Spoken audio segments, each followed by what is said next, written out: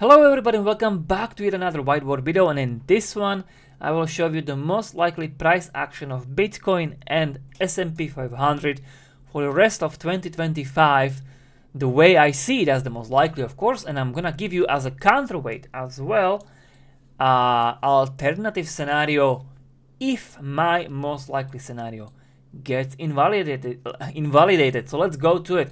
So first of all, what is the most likely scenario based upon? So it's based upon multiple indicators. You will have to dig through my other work to hear more. I recommend you should watch the presentation I've done a couple of weeks ago in August. It's a little bit sentiment heavy, but counter trading sentiment is generally my strategy, and I have some big scores with this strategy in the past. But I also want to mention another arguments that I have not explored in my other work. For instance, the PPI inflation is higher than expected. That's not a good news. Also, the jobs revision is kind of a very bad news, to be honest. Originally 144k jobs and now only 19k. So it's like not good news in my opinion. And then this is a summary of what Sony does. There is multiple recession indicators, and he's tracking which one of them gets red, and if too many flash red at the same time, it generally means bad times for the equity markets. The last time we had this high reading, 50% of them are red right now, and the last time we had that was just before we had a 20% correction in the S&P 500. But I'm not saying that we are going to have that. That is certainly not the most likely, the way I see it, but let me get through it. So yes, when we combine all of these together and just leave everything else, I'm not going to be commenting on the other arguments, just show you the price action. This is the chart of the S&P 500. As you can see today, this red candle, we are having a little bit of the red day today because it's the start of September, and quite few people expect bearish September because Septembers are bearish, right? So, and because of that, as you can see, I'm expecting that the start of the September is not gonna be bearish. That's at least what I see as the most likely. Also, it's supported with the January barometer. That's these white lines here, white candles, so to speak.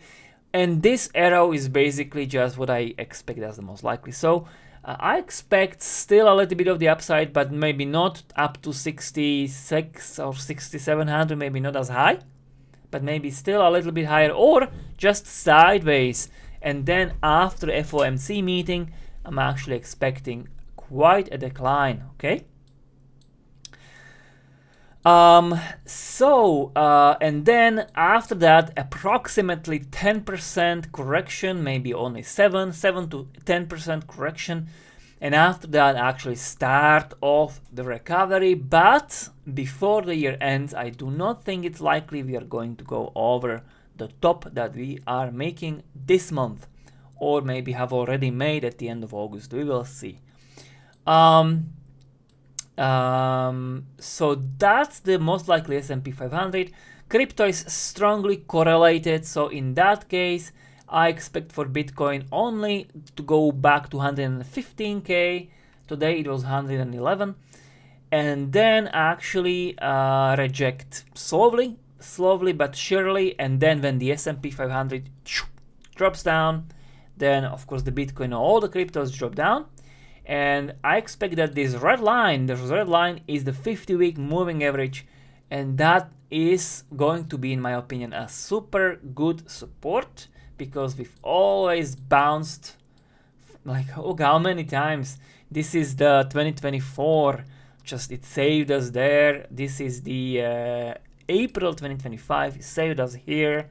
So this is going to provide a super, I think, strong support and a good bounce from it.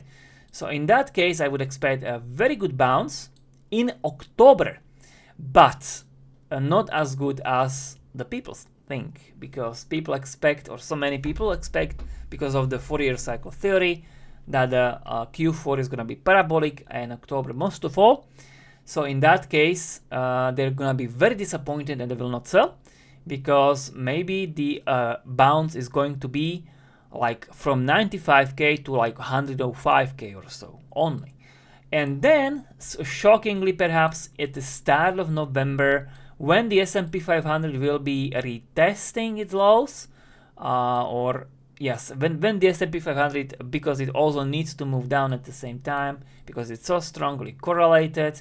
So then I would expect another lows, lower lows, and very hard to say if this 88k is going to provide a support, but this is just very rough projection. Don't quote me on this. And then basically the start of the recovery at the very end of the year. But this is a kind of like a soft core, like the soft version of what I'm seeing as the most likely.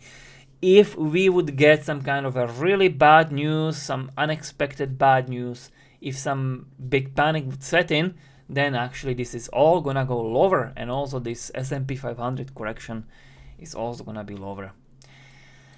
And now, if my scenario is gonna be invalidated, then I think what many people that I respect are saying is likely to come true, I think.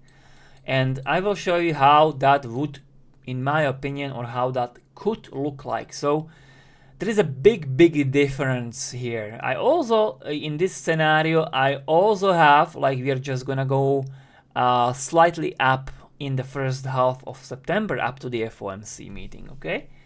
But maybe this can go actually also down. So let me just write it, or draw it rather, really quickly.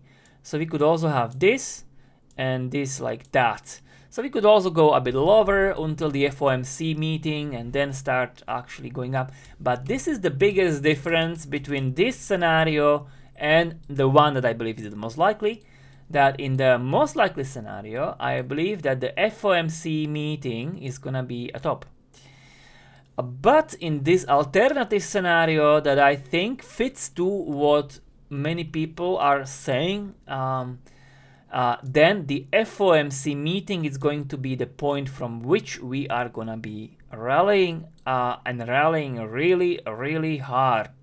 So in this case, September would be actually quite positive month, and then October would be super month. And then S&P 500 would peak in November and would peak on the magical 7k or just below.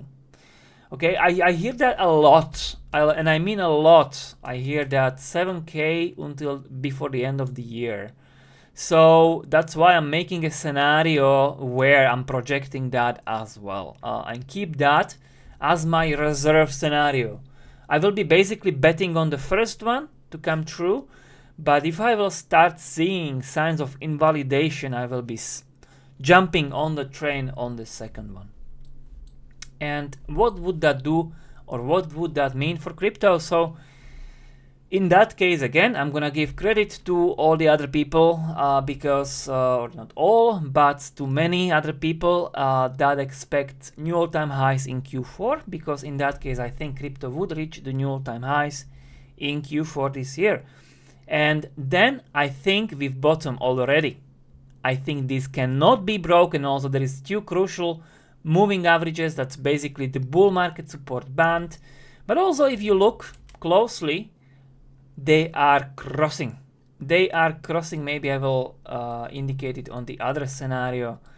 This is a crossing, and when the pink goes above the yellow, that's one is EMA, one is SMA, both are 20 weekly.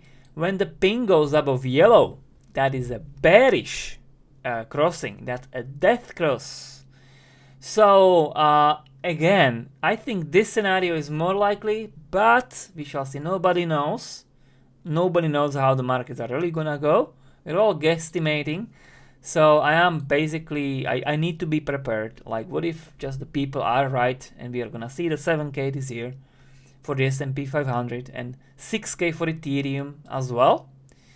Because in this scenario, Bitcoin would hold and just go sideways. Oops. And just go sideways for the rest of, it deletes it. For the rest of September, it would just go sideways like this. And then in October, that would be the dream to come true, basically, for people. Dream to come true, parabolic, even above my scale, 135 maybe at the very least, 135k plus for Bitcoin. For Ethereum, 6k could be plus.